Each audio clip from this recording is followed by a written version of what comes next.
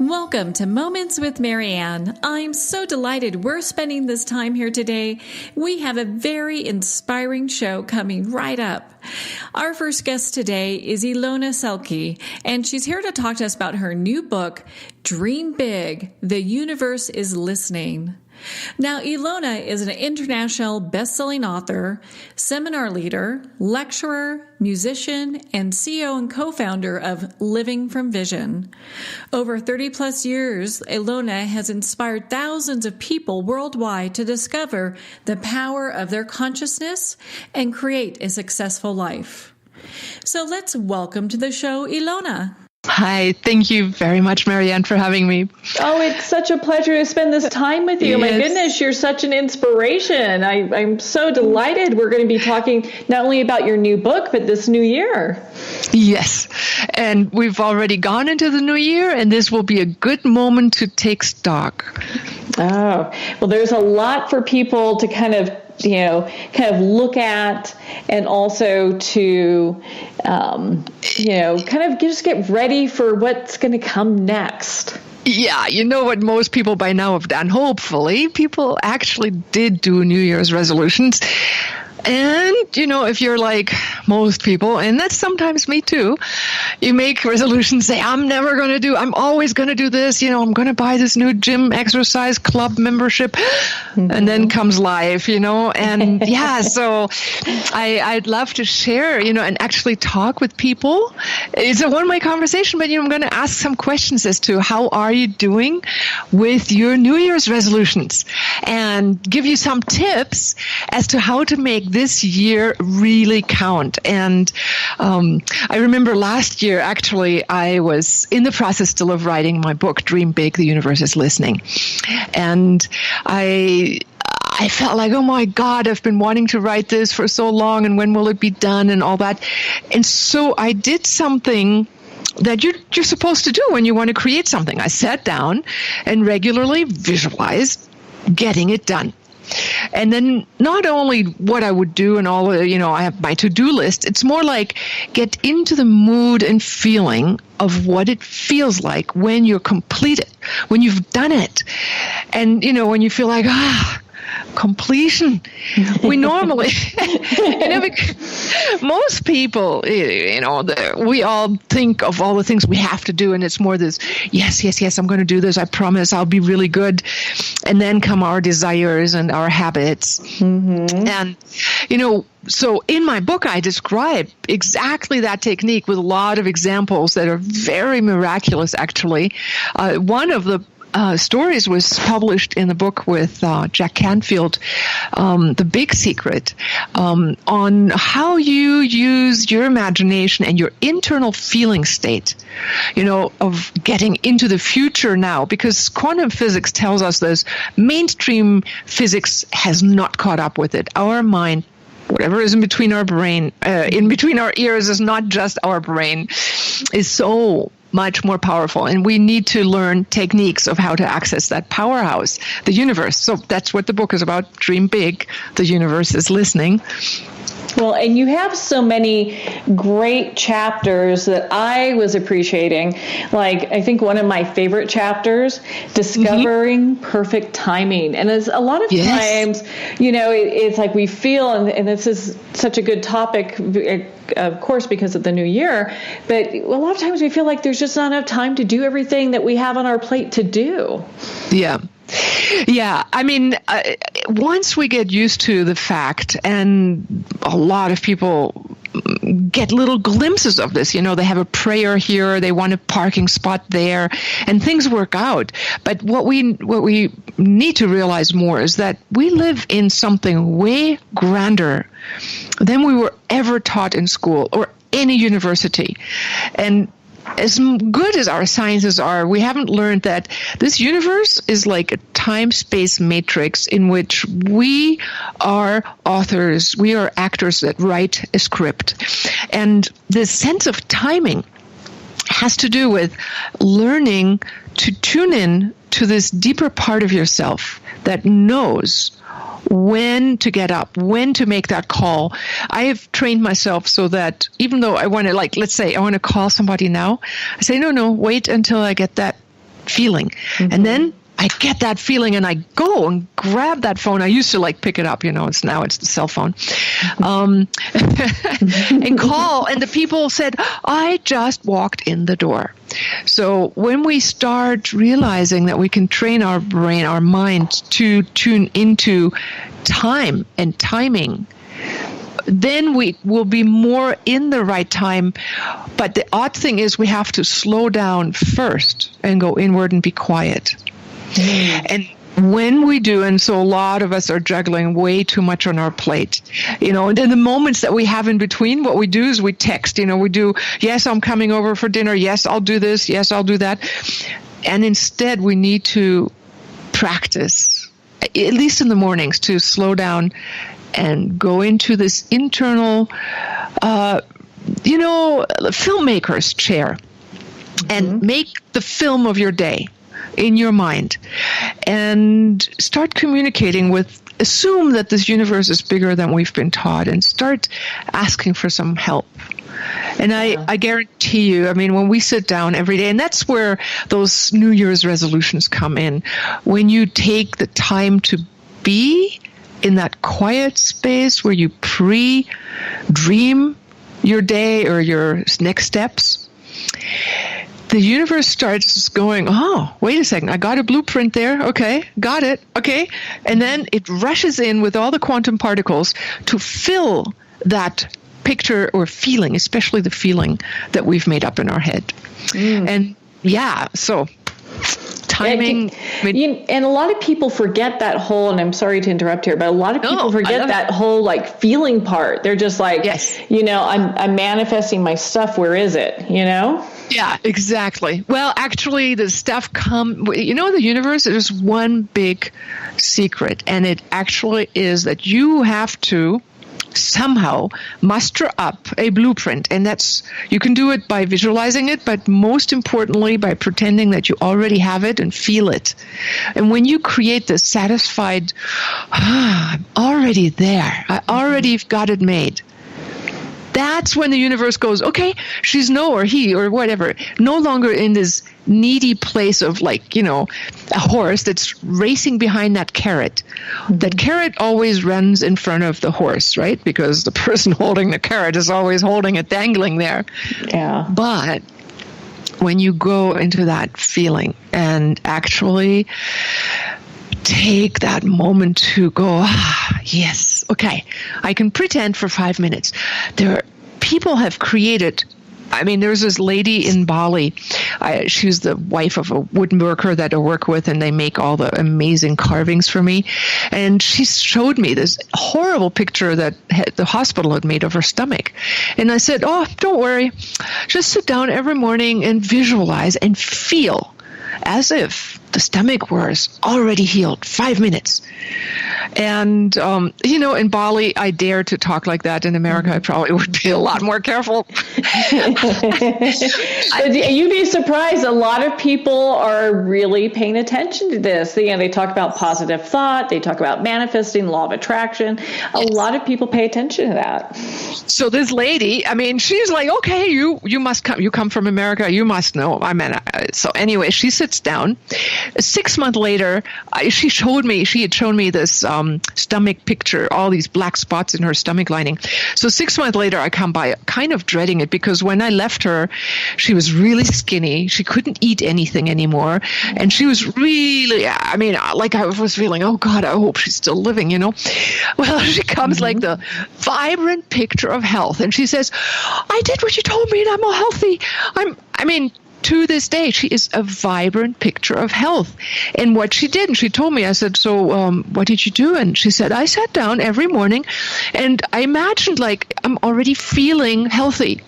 And that is, okay, so what we technically do is we create, for whatever reason, a blueprint that the universe picks up on. Now, it affects our neurotransmitters, it affects our chemistry, it affects our genes. In the epigenetics, Bruce Lipton, who's written the book Biology of Belief, writes about it, how our thoughts affect our genetic expression. So I have these women that have taken these classes called Living from Vision, where I have teachers all over the world teaching it, and now even in Chinese. And they took this in Cologne, and they took this class on loss of weight loss. And they didn't actually change their diet. They just imagined how slim they would look, the pretty clothing they would put on, how fit they would feel. They broke it down into 4 subcategories. So if you have a goal, let's say you wanted to lose weight this year and look trimmer, you can break it down into 4 subsets, 4 different aspects, like how cute the clothing would look, and imagine that, and then how strong you would feel, how energized you would be, how you could climb up the stairs or up the mountain, and break it down into 4 different goals, and then sit down and really feel what it feels like if you were already at the end result, arrived at the end destination. And that's when the miracle comes in. That's when the universe goes, okay, bingo. In Germany, we have a saying that says, it's actually a bad saying. It says the bad things always happen to make the pile of shit gets always bigger, but it also goes in the opposite direction. If you start the positive vibe going, if you make a little gold pile in your own mind and imagine feeling that weight loss or whatever it is you wish to have or be, that becomes bigger. Yeah, and it means so much for people to be able to have some information on how to move things forward, because a lot of times it's easy to get stuck and go, gosh, the stuff's not here. I'm just imagining this. I don't think it's really working. And it's especially as we come into the new year, sometimes there's that feeling of, gosh, I need to instantly manifest all these things that sometimes they take a little time. And that's what you meant also by timing. Actually, that's the one chapter that you mentioned, is like, if you have a goal in mind, there is a sense, and actually that was the part of the writing the book. I've seen people who set their goal and said, this is what I want to have. And I looked at them and I said, in 2 years, they will get it. Now, I have sometimes that gift to see things, but it was actually 2 years later they got it, but they were a little impatient in the meantime. Mm-hmm. Partially because, sometimes it involves other people, other things, the timing of life. A lot of things, the cosmos is bigger than just our personal will. And the beauty of surrendering to this greater timing is that you start creating this relationship between the wisdom of the cosmos that somehow manages to listen to our thoughts. And now I don't think it's the Matrix and the big AI that's listening in. I think there is a force that is so awesome that listens to prayers. That's why prayers work. That's why all these religions have all these miracles happen. It's because but we don't have to admit it. We don't have to attend to one particular group. We can just say, okay, universe, I know you're listening. Here's what I'd like help with. And this is what I want. But the universe needs you to give the end result. Not like this, I'm this small thing and I want to get there. It's like, be where you want to be and give the universe that picture. It kind of it needs your end result help. It needs you to give that feeling inside of you that you've already made it, creates the attraction. Mm-hmm. That brings that all together. Now, I mean, and on this kind of topic and all the work that you do, what are some of the roadblocks other than what we've been discussing that you think that, that you see that people put in the way to manifesting or having that great life that they're looking for? Well, I mean, from personal experience, I can say endurance, perseverance. I think there is this beautiful little thing that says Edison had 999 failures before the last one, the 1000th one, was the light bulb that worked. Now, keeping at it, keep on the ball. But I would say, well, for me, I would say people practice. I have a course that I teach, Living from Vision, and I teach it worldwide. I have trainers and teachers in various languages, and what we do is we have a recipe. So when you bake a cake, it's like you go, oh, I heard, I have to put some eggs in to make a cake. Oh, maybe some flour too. Well, if you don't have the right proportions, it may come out like a pancake, not like a real cake. Yeah, a little messy.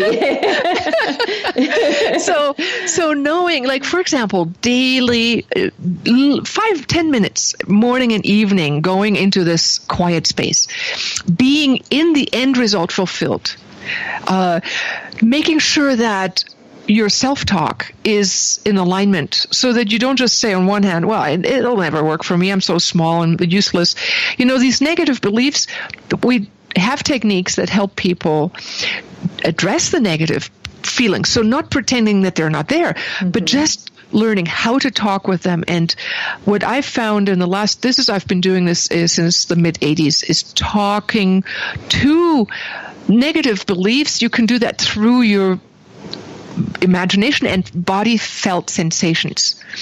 And we've taught this to 3-year-olds. I've taught this to therapists and doctors and professors, CEOs in Singapore. There's one CEO from a bank that had it all, and now he's teaching this stuff to people in Singapore.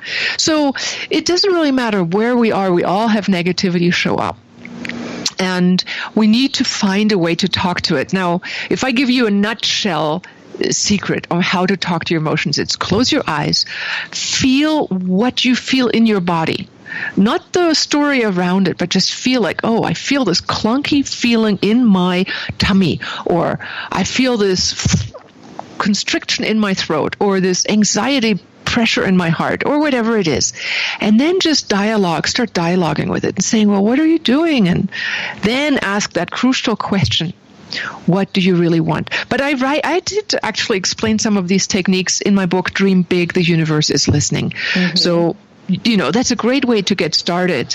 Visioning, but also dealing with the negative thoughts, negative emotions, and then transforming them and saying, so what do you really want? And going, the feeling of anger that a person, let's say, might feel if they didn't get heard, or if somebody didn't really understand them. It's like, what do I really want is, I want to be understood. And then you have these two, the negative and the emotional positive, two versions, and you learn how to merge the two. And in quantum physics, we have the law that no two things, or actually in physical, you can't put two things into one singular space. But when you manage to do that on an emotional level, some alchemy happens, and you evolve this next higher solution. A synergy out of the synthesis and the antithesis. You create, out of the two opposing forces, you create a synthesis that then becomes the new positive expression. It's a lot to cover right now in a little bit of time that we have. That's okay, because we'll have to spend some more time together next month talking about some more, because this book is so packed of such great information. It's easy to get excited about it. And so, I can see we're going to have many, many discussions.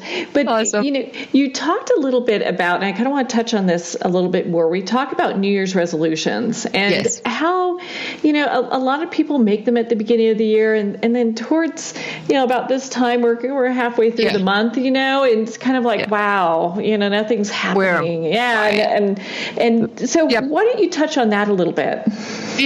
So let's just say you pick one of your goals. What was it? Let's just do a little exercise. Okay, whatever it was, describe it to you in your mind, and you just go and tell yourself, okay, this is what I want. All right. And then just run a little movie. How would it be if it were already happening? If it were already fulfilled, how would that look like? And actually just dream as big as you want. Go ahead, do it.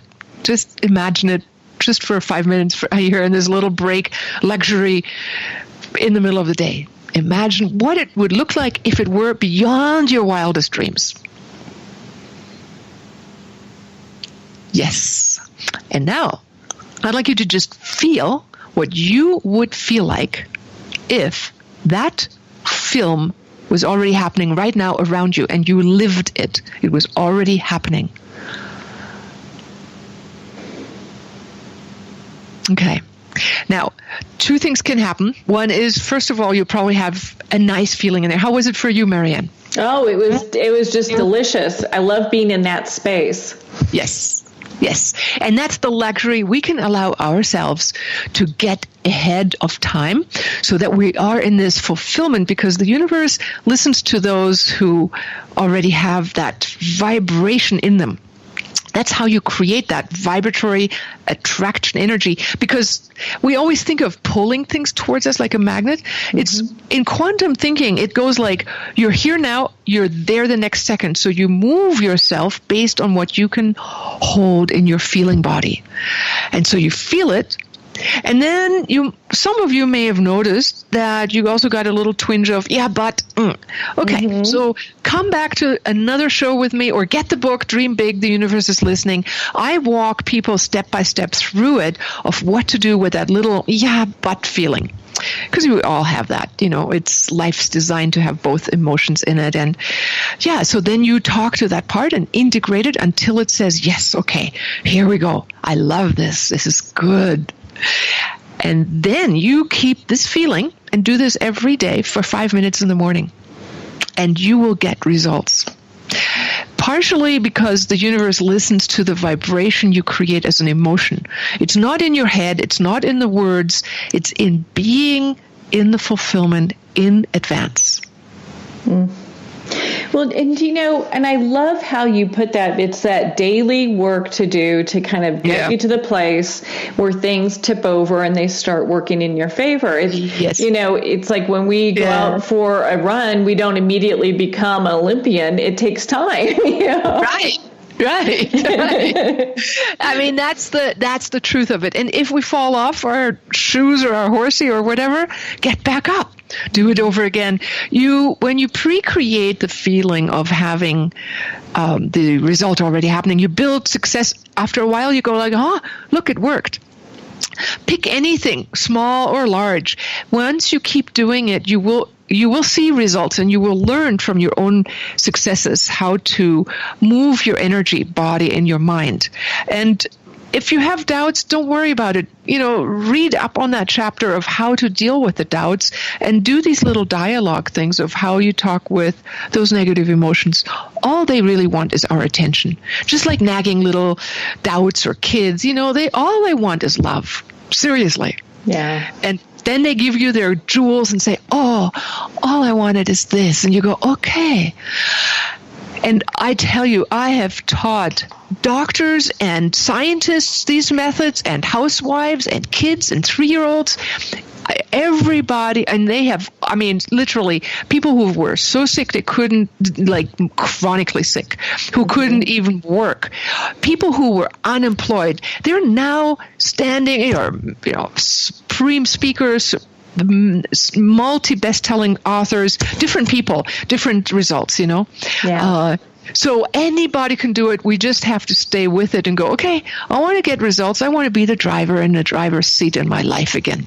Mm-hmm. Do you feel like the number one kind of push against that you get from people is that they sometimes they're so used to giving, like a lot of moms do this, or light workers, or people who are helping other people. They're so used to giving to other people that to dream for themselves is kind of like, ooh, I don't know if I can do that, Well, actually, half of that is taking those 15 minutes or so a day just for ourselves. Mm-hmm. Yeah, that's where it starts. It's like, I've got to get up, I've got to do this, I've got to attend to this, and there are all these demands. And, we have to find out what really works is when you sharpen your saw and you start the day in your internal pre-envisioning of what it is you want to create. The universe only wants you to start communicating with it and take it seriously. And when you get that dialogue going with that larger, bigger force, the universe will start working with you. So take that luxury, be that mom and all that giving person, but take time for yourself. Do the self-nurturing, quiet, take half an hour if you can. It's even better, but 15 minutes, Yeah. You just get into that space, and it's okay to dream for yourself. You're allowed. Yes. And then exactly. And once you give yourself that space, thanks for pointing that out again. I'm sorry. Exactly. Then say, what I really would like is, and then dive into your heart and go, what really matters to me is, and, heck, if it's that, those red high heels, let them be that too. It's okay. A beautiful book that I have by my nightstand every time. It's called everywhere. And I live in multiple places on an island north of America, north of Seattle, in Hawaii. In Bali right now. We have a retreat center there. I'm in Germany right now where I'm talking to you from. But the thing is, this book said it's enlightenment, the interpretation of the Yoga Sutras as they were written by Patanjali. And it says so beautiful. It's like, just allow yourself to have wishes, because they will become your stepping stones to your next evolution. Once you fulfill an array of desires, you will automatically go to your next level and go deeper and closer to your soul core. So if it is you want the $100,000 a month, a year, or whatever, if it is the house, the home, the car, go for it. Learn that you are a responsible co-creator on this planet, and when you get results, you become a positive force for others around you. And then you learn and you become greater and deeper in your choices that you make automatically. I've seen it in the 30 years that I've been teaching this. We don't have to judge our dreams for being too materialistic. Once you get the matter out of the way, you go like, okay, now what I really want is, it becomes automatically more sublime. Yeah. It makes it such a personal journey, and there is no shame for dreaming as big as you want to dream. Yep. Exactly. Yeah. And actually, when we dream big, we automatically become a contributing force to society. There's only, the the Maslow triangle, the priority hierarchy of needs. In the beginning, we need to cover the basics: food, shelter, relationships, and then comes self-expression and self-realization at the top. And, it's okay. Cover the basics and dream them as gloriously as you can, and then build on that, and you will create a gorgeous life that will automatically flow to be a contribution to the larger universe. What a beautiful place to be in. Well, and so, Ilona, what last thoughts do you want to leave our listeners with for this new, fabulous year? I think it's going to be an amazing year with great possibilities. Yeah, it's a powerful number. We have 2018. If you add it up, it's an 11 number. So it's a master number. It will be working with others to create a betterment of humanity, of mankind, of evolution. And, we've had a very fiery year behind us. So, the year always, your own life number adds to the year number. So it adds up to be something different for everybody. But I have a feeling for this that we'll be asked to go deeper and ask ourselves what really matters to us. What are the core values? And then focus on that, streamlining into a sense of what really matters to my soul.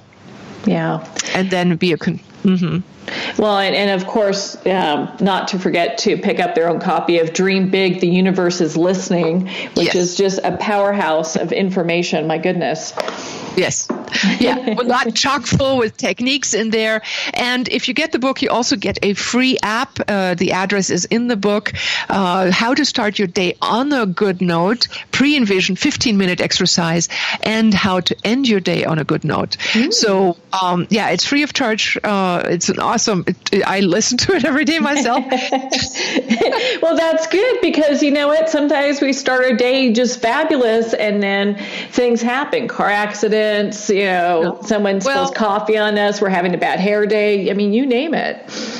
Well, the thing is, if you take your time to pre-envision how you want your day to be, I tell you, bar none, those days, all the people tell me that, those days flow like magic. It's when we allow our subconscious mind to go haywire, and when we don't focus our attention and are not as clear as to what how beautifully we would like our day to unfold, that's when things come sometimes sideways. And, we realistically, when we are getting accustomed to setting up positive intentions for the day, we find that somehow miraculously things will get done. The right people will call us, the right times will come. And even if it was you missed the train, you'll sit in the right place at the right time because you train yourself to expect that. It like one time I missed my air flight and I was I literally drove up late and I thought, why is it so empty? And I'm like, oh no. And the next plane, I sat next to a kahuna. I'd been living on Hawaii looking for kahunas and didn't find any. You can't just call somebody up on the Velo pages. Do you give me the best kahuna in Hawaii? Yeah. Well, so I put this call out to the universe, and I was late. I missed my flight. The flight I was on, the lady next to me was and still is a kahuna from a long lineage of kahunas on the Big Island. And it was like, oh my God. So whatever appeared as a mishappening is an arrangement by the universe to make it even better for you. And those are those just delicious moments that we can never develop on our own. It's like the universe is just conspiring to have all these great things happen for us.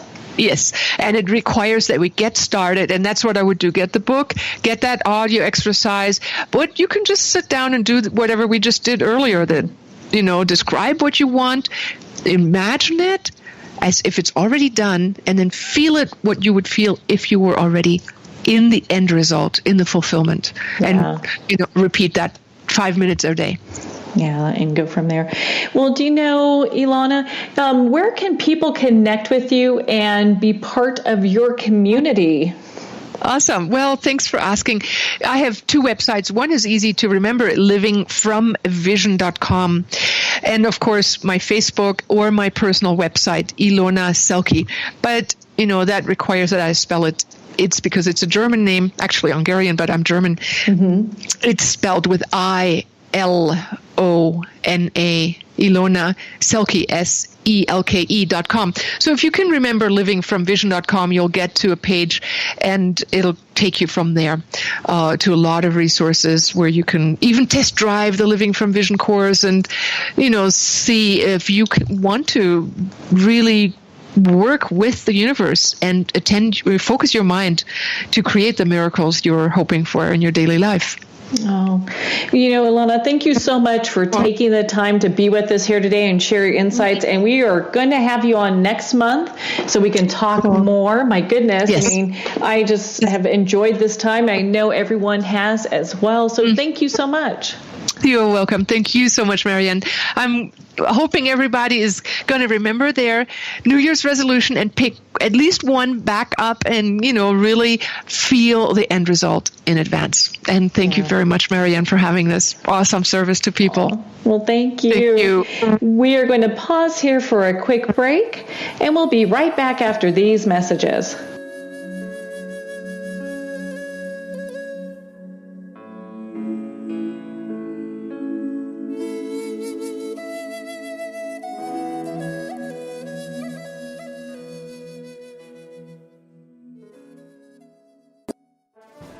Internationally recognized and award-winning author Judy Goodman works and teaches outside the box of limited thinking. Working with people from every walk of life, her goal is to empower you to be the best you can be, no matter what the challenge is. Born with the gift of seeing beyond our normal vision, she has an extraordinary gift of working with every challenge. Teaching beyond conventional wisdom, her work is described as life-changing. Visit judygoodman.com. That's judygoodman.com.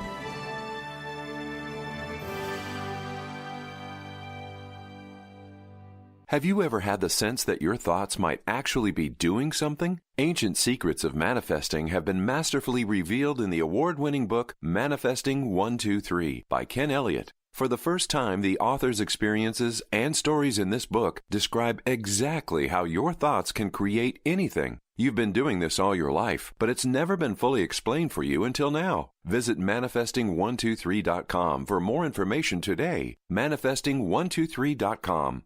Do you know that you can become a genius at any age? Do you know that you can change your life and create a brilliant life for yourself? Hi, I am Olympia LaPointe, an award-winning rocket scientist who you more than likely have seen on TED Talks, Impact Theory, and PBS. Check out my latest book, Answers Unleashed, The Science of Unleashing Your Brain's Power. Simply go to answersunleashed.com books and check it out for yourself. You'll find the tools to help you create the life you've always wanted. The highly acclaimed and newly released book, The Hand Part 2 by Lynn Van Praagh Grattan, describes the journey between a psychic medium and a family who lost a son. Messages from Beyond Eternity's Gate is of love and healing. For more information, visit www.lynnvanpraagh-grattan.com. That's www.lynnvanpraagh-grattan.com.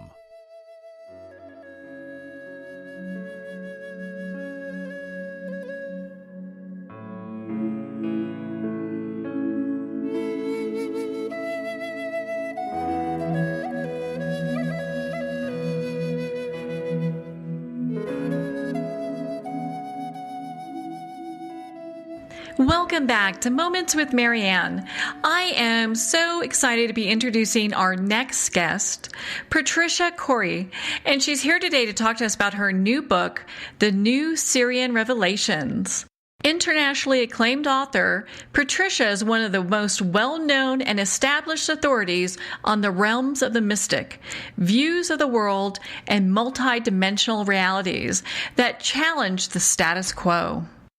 So, Patricia, you've been dubbed the real-life Indiana Jones. What inspired you to follow this path? The Indiana Jones path? The Indiana Jones path, yes. Well, I've been a spirit journeyer all my life. I started, first of all, my mother introduced me to traveling when I was young. And I've had wanderlust ever since. And then as I grew spiritually, that transformed into spiritual questing. And I have journeyed around this planet, going to sacred sites, going to the mysteries of history, particularly things that are unresolved mysteries like the great pyramids of Egypt and the mysteries of the Maya, etc. Mm-hmm. So there's the physical journeying, and then there's the spiritual questing, and together those have led me around the world and I've had some pretty remarkable experiences in this life.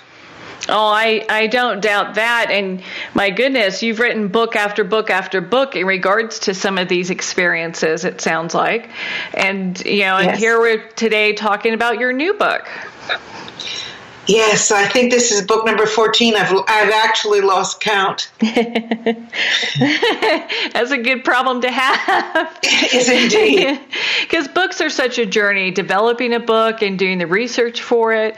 And so when you were compiling all the information for this book, what was kind of some of the main inspiration behind that as well?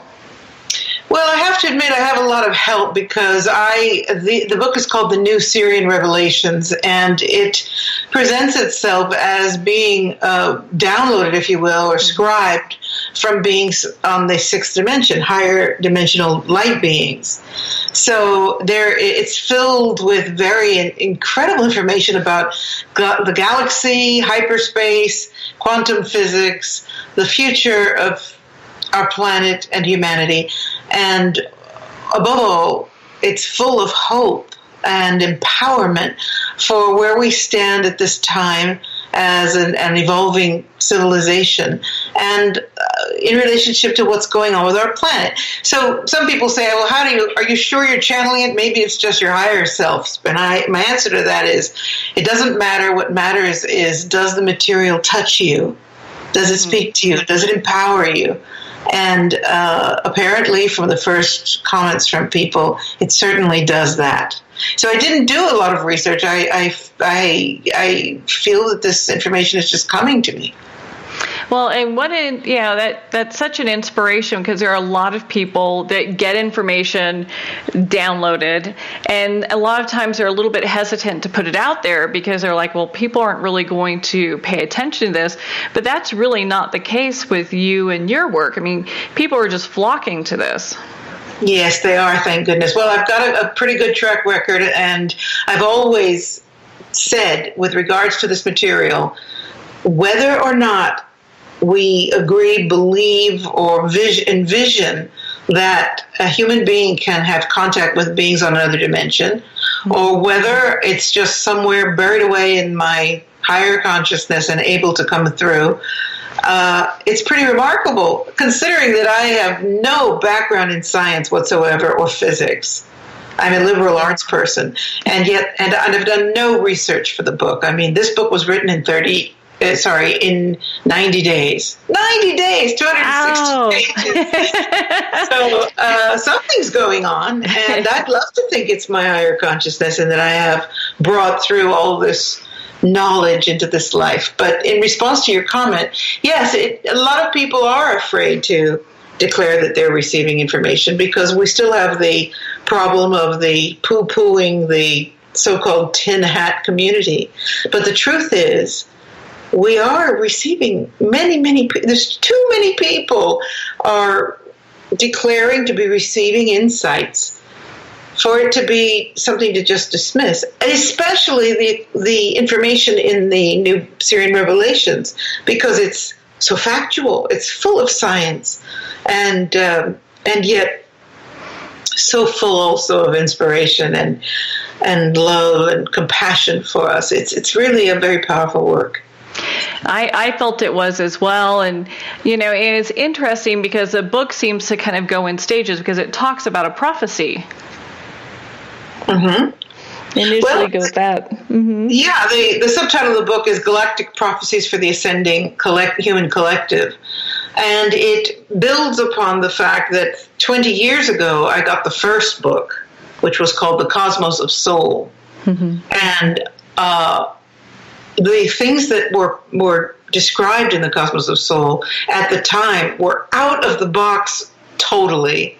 And I did get a lot of resistance. I mean, people really said, "Oh, come on, Patricia, you're writing science fiction here."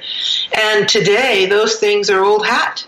Mm-hmm. So this book starts by saying, what we brought you 20 years ago has already unfolded. So you can trust, based on that truth, that what we bring you now is in our perspective truth for what is coming for the human race.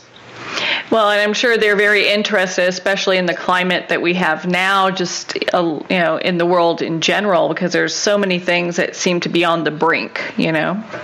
We are on the brink. We're on the brink of something, and some people believe it's disaster and the apocalypse, and others think that aliens are coming to save humanity, or yet others believe they're coming to attack humanity. And all of these prophecies or visions of what's unfolding are a reflection of humanity at a crossroad. No question that we're at some kind of a crossroad, also because of the ecological situation on the planet. Mm-hmm. Something has to change very dramatically. And my belief is that it's going to change for the good, and that we are finding our way out of this conflict, this extreme polarity, into a higher state of existence. Yeah. Kind of pull us, because they usually, a lot of times, when they talk about like the dark night of the soul, I mean, things have to get to a state where they're not enjoyable and pretty ugly sometimes in order for it to move beyond that, because otherwise change doesn't take place. Yes, that's exactly what the message it was in one of the earlier books. It's like when you are in peace, unfortunately, mm-hmm. when things are peaceful and unharried and relatively calm, you become complacent as beings. You become fat cat, as it were, and relaxed, and change is much more slow. It's when you are up against the wall, when you have to face yourselves and face the responsibility for what you're creating, that you get moving. And isn't it true? It's very, very true. Mm-hmm. Not that we don't want to really think it's true, because we all want to just be in peace. But that peace has to come on the wings of a lot of change on this planet. Interior change, social change, and ecological change. Yeah, there really has to be a lot going on. And in your book, you talk about how people who are sensitive or starseed wish to kind of escape the Earth right now because of the way that they're feeling and the way that it is more than it's ever been. Yes, I hear it all the time. I'm sure you do too. That people are just saying, "I want to go back to my star. I want to leave. I'm tired of this planet." And my message is, hold on a minute here. If you believe that you are a starseed and you came here for a purpose, you would be negating that purpose by wishing you weren't here and wanting just to escape it. You came here with a very clear purpose as a soul migrating, and find the beauty, create that star, that beauty on the earth around you, extend it out into your personal life, your community, your ecological field. As far as possible, create beauty, see beauty. And despite all the darkness, and there's certainly no lack of that, and the media wants us to, the mainstream media is programmed, unfortunately, about that because of what they pick up from government and corporate interests. Mm-hmm. But we can't deny that we are living on a breathtaking, beautiful planet.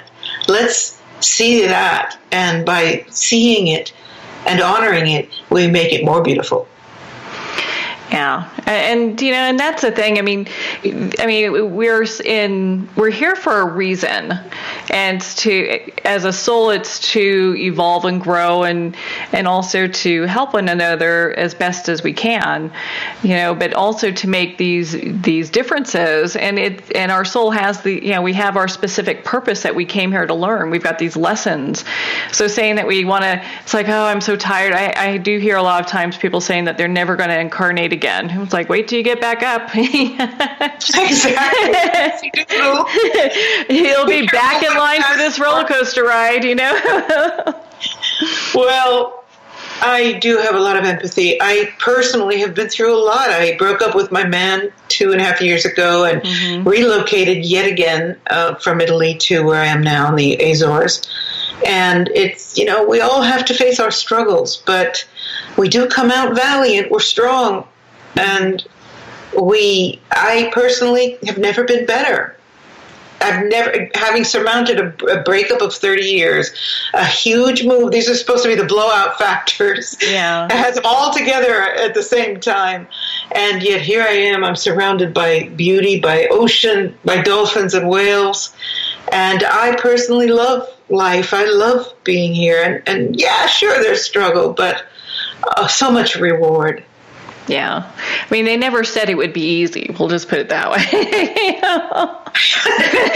There's no question that we do have a lot to deal with here. And again, if you believe you're a starseed, you remember that you probably came in here to also take part in this great shift, which I'm comfortable to discuss with you, given your audience, Marianne. That so many people understand that we are in a shift of ages, and that's the evolution of our civilization. We're right in it. We are it. So, it's gigantic. It's huge, but it's also celestial. It's galactic. It's quite important. Well, yeah, and what's interesting, even people, regardless of where they are in their belief scale, incarnation, not incarnation, wherever it is, there's no judgment in that. But even people who may not feel a certain way, like how we feel, they are feeling the shift, and there's a reaction to it that is that's almost kind of like a knee jerk in some way, because they're trying to figure out what it's all about. Absolutely. That is so profound that people that are not in our communities are also starting to recognize the shift. And one of these aspects, and this is discussed in the new book, is how time is slipping. Now, it's been a while we've been saying, gee, there's not enough time in the day. And people are talking about time all the time because Time all the time. That's clever. But we seem to be losing time, and people say, well, it's because we're so busy or we're so distracted with the computers or whatever. But no, there's actually a mutation of time. And I said on an interview recently, here in the Azores, there are a lot of farmers, and my neighbor's a farmer. And he said, Patricia, I get up in the morning just like I used to. The cows are different. There's not enough time to get everything done. The cows are reacting differently. What's going on?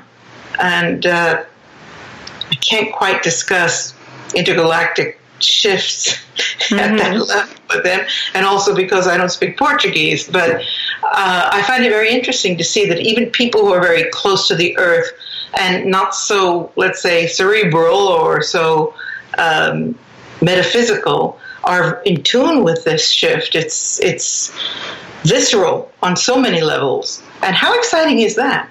Mm-hmm. Yeah, there's definitely a change that's being felt.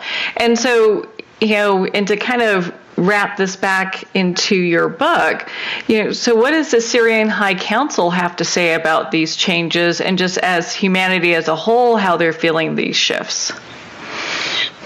Okay, well, given that we're talking about a collective intelligence that's no longer in body, and hoping that people who are listening can fathom that and embrace that idea. And I want to preface that comment by saying, why not? Why can't some human beings communicate like a different radio band or frequency that's coming into them? So that said, what they say is that we are shifting out of a three-dimensional context. We're 3D beings, and we live in a physical universe. And we are beginning to experience being more and more out of the third dimension and more in the fourth. And in the fourth dimension, time is mutated and eventually disappears, which is very hard to perceive. And I'm grateful that the knowledge or the wisdom that comes through the material helps people understand it, because it's very difficult to perceive of life without a reference point of time. So that is probably one of the headiest aspects of the material, how we exist, how we will exist without time, and how we're starting to notice how time is shifting or mutating. There's a very interesting example of this in the book. Do you remember it?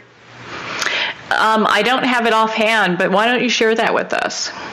Okay, well, I was staying in a friend's house because my house was being remodeled, and the property also had a cottage that she rented daily, or let's say rented for tourist visitors. So I was in the house, and one day I heard a car pull up, because the driveway to this little cottage was like communal. I heard the car pull up. I heard some people get out of the car. They were speaking Italian. I remember distinctly noticing that they were speaking the Venetian dialect, which is very beautiful, very sing-songy. And so I thought, oh, well, because I am Italian, I've lived in Italy for 32 years, so I thought I'll have to introduce myself tomorrow when they're settled in. And I heard a baby crying. I heard them arguing about, what to carry in first. Heard them trumping up the stairs, opening the door, and then closing the door behind them. So the next day, the owner of the house came by, and she was going to clean the cottage. And she knocked on my door and asked me if I could make her a cup of coffee. So I said, hey, I heard your guest last night, Italians, you'll have to introduce me. And she just looked at me as if I was nuts. She said, what are you talking about? How do you know that I've got Italians coming? I said, well, they came last night. They had a little baby. She said, Patricia, they're not coming until today. I said, well, I think they came a day early. You better check with them, because they definitely came yesterday. I heard them. So we went up to the cottage. Nobody was there. The mattresses were still unprepared. There was no sight of anybody having come.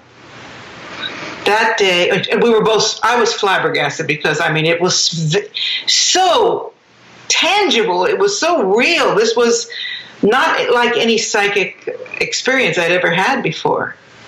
That day, She left. We were both very bewildered. That day, same exact time, I hear the exact sound of the car pull up, the exact baby crying, the exact dialogue with the Venetian Italian accent, the whole scene replayed exactly at the exact hour that had happened the day before, 24 hours earlier.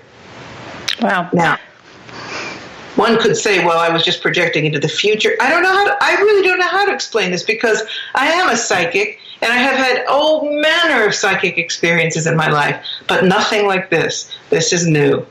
Was I propelled into the future and I came back? I don't have an answer for that. It's really interesting when we talk about time in that way and just how these different things occur.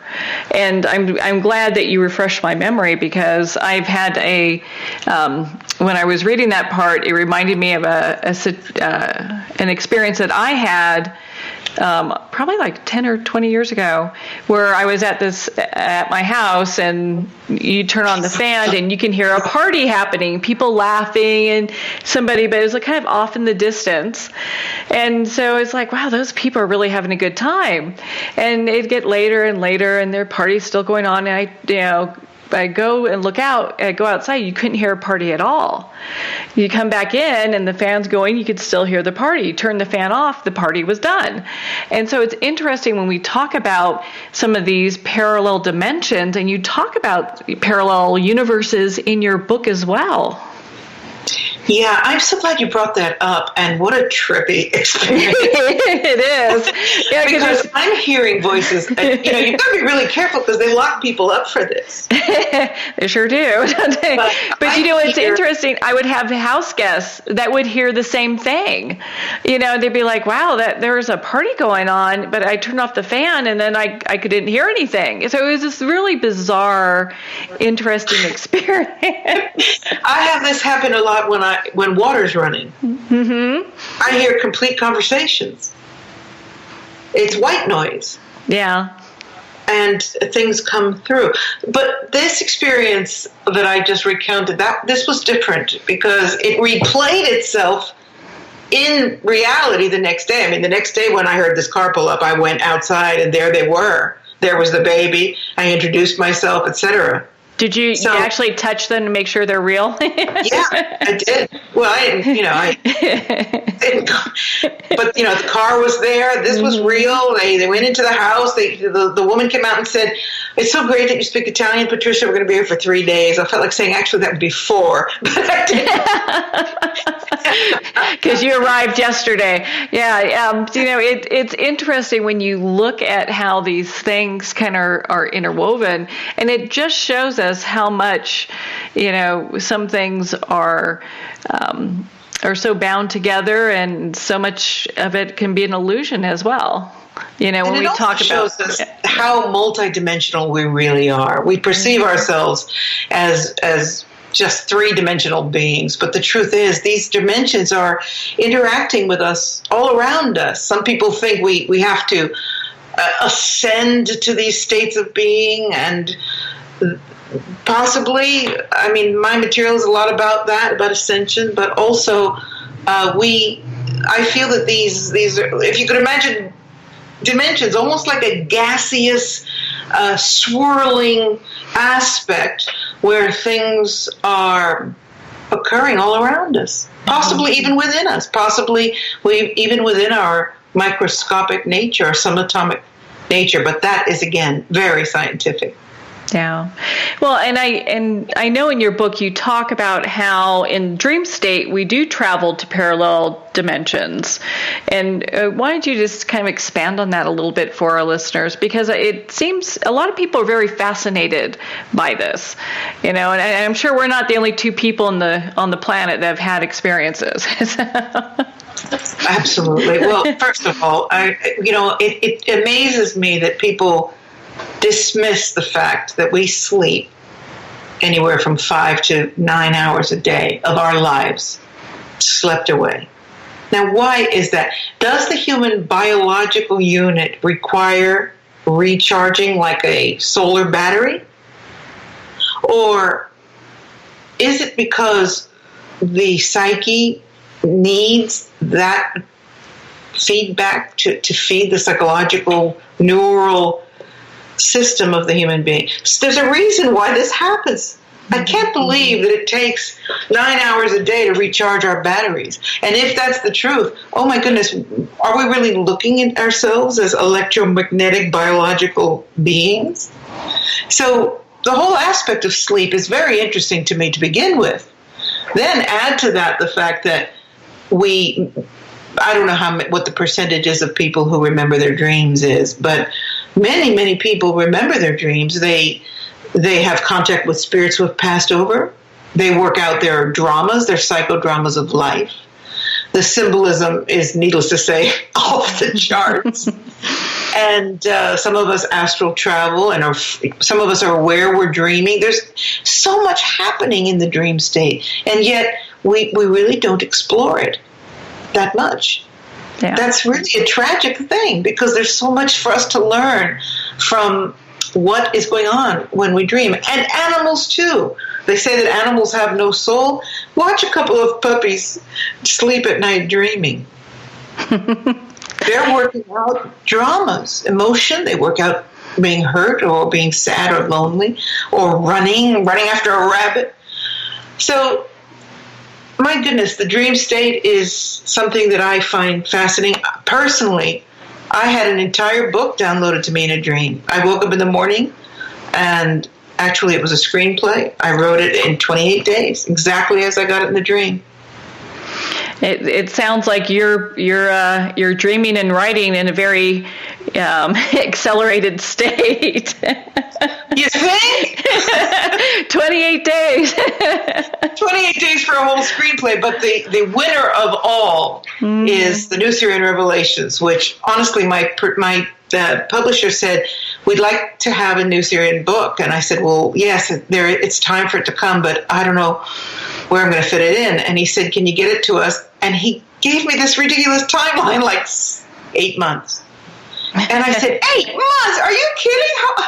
He said, Patricia, you always ahead of your deadlines. Come on. And I took about 3 months. Nothing was coming. I was just too busy with other things. And then one morning I was like, oh, okay, here we go. And 90 days later it was done. 260 pages of very powerful, very articulate information. It is so very well written, and for somebody that doesn't have a degree in science or astrophysics or any of these things. I mean, you talk about wormholes and stargates and portals, and you bring in a lot of science and very interesting information that just makes sense. So I could see why it resonates with so many people. Yeah, and I'm delighted to say I have a lot of men who are my readers too. Mm-hmm. Which in the old days when I had a New Age healing center in Rome, mostly the participants were all women. As we know, women are more right-brained. But the Syrian material also has so much of that other aspect of science and physics and other conceptual analytical information as well, that they can embrace it.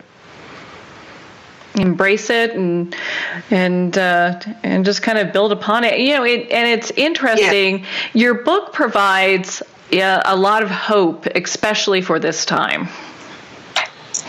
Well, that is one of the most extraordinary things to be able to give to the people that are reading it and to hear back from you. Mm-hmm. Because so far, everyone who's read it has said, I needed this book so desperately at a time when I'm starting to lose a grip on how we're going to find our way out of this mess. The book gives me hope. And, oh my goodness, what could be better than bringing hope to people? Well, and one of the biggest aspects, I think, of hope is you talk about how this is really the end of old ways. So why don't you share with us a little bit about that?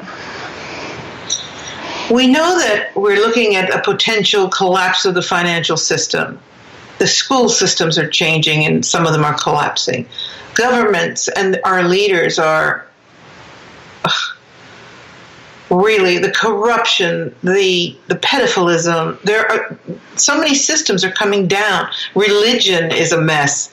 It's just these are the old ways that have held people in separation and division and fear and guilt and obedience. And if we are to move forward as a collective, these things have to disappear to give way to the new human being, the new multidimensional human being that understands that everything is connected, that we are all one, and that we are going to rebuild a society that is not built on those parameters. We have to. So if the money system goes down, fine. Let's see it go. Let's see what we replace it with. This is the challenge. We're still so afraid. But what if it comes down? What is it going to mean to us? Let's find out. But what's it going to mean if the aliens come? Let's find out. Let's let go of the fear and find out what awaits us as we move toward becoming a galactic civilization. Yeah, and many civilizations on this planet and different groups of people have been just adventurous travelers throughout generations. So why would we stop now, you know? Yes, I mean, we do realize that we are the generation that's going to become exo-Earth bound. We even have Elon Musk building a commercial system to travel in space as tourism, and not only as tourism, but we are looking at human beings migrating off the planet. There is, of course, a question in the ET communities. Aren't we already off the planet in secrets, things like that? And that's very highly possible. But now it's in the open. We are no longer talking about if, we're talking about when. So the human race moving about in space, this means we are becoming openly galactic. Oh my goodness. What does that mean? Talk about shifting consciousness. Yeah. This is within our time. And I mean, I'm no spring chicken, but I know it's within my time, my lifetime. And rather than wanting to race off the planet, I'm, grounded on this earth. Bring it on. Let me see what we're going to do. And fearless. I don't care if it all collapses. Let's see it collapse. And let's see what we create, what we replace the old systems with. This is the challenge before us. And you can look at it fearfully, or you can look at it, as I do, with excitement and anticipation. Well, I'm excited for what's to come, and I know many of our listeners are as well. I think some of these old paradigms no longer serve many of us, and we're looking to see how we can make shifts. And sometimes it feels like we're going at a glacier pace, but, recently things have, in some areas it also felt like they're just sped up as well. Yes, and we're working on so many levels because, of course, we're working on ourselves, we're healing ourselves, we're taking on so many aspects, yoga and mind gym, and so many interesting new, well, yoga is certainly not new, but interesting approaches to being more integrated human beings. And now the next phase, of course, is how to become much more empowered as communal people. And once again, returning to the way before we were in these tight systems where we were very close to each other and cooperating and co-creating. So in a way, we're moving forward. In a way, that forward is a glance back in the past before the most recent, let's call it the industrial era. Yeah, and that's kind of where some major shifts have happened, where it just seems that we're a little bit out of sync with our environment and with the planet itself. I think that's one of the most important things we have to face, because at no other time in history, at least not as we understand it, has the Earth been in such peril. Mm-hmm. However, of course, the Earth will survive humanity regardless. I don't remember who it was, I think it was George Carlin say, the Earth will survive the plastic era. He said, some future civilization will say, what is this? When they're chipping away at the rock structures, and it'll be like, plastic. This is the plasticoid era. But as long as we don't, do something foolish like blowing up the planet will always be here. The question is, first of all, will it be here in the third dimension, or will it also shift into a higher consciousness, which is another theme in the book? Yes, and of course our listeners want to pick up their copy of the new Syrian Revelations. And Patricia, where can people connect with you and be part of your community? What a nice question to ask. Thank you. I am present on Facebook, and I'm trying to get better on Twitter. So they can find me on Facebook. I have an author page and a private page that they need to ask for friend. Mm-hmm. And my website is Patricia Cori, that's CORI.com. I am doing a lot of interviews, so they can surely, if they search me, they'll find me ranting away about something in several interviews on YouTube. And there will be a lot more coming up as more and more people are requesting information about this book. Yes, and just more information in regards to how they can make shifts in their own lives and what's happening, and the information we get from the Syrian High Council. So, Patricia, thank you so much for taking the time to be on the show with us here today. Oh, thank you. I've loved talking with you, and I'm very grateful for your time. Well, thank you, Patricia. It's been such a pleasure to spend this time with you. Unfortunately, we're at the end of our time today. I would like to thank everyone for tuning in. You've been listening to Moments with Marianne. And remember, make every moment count.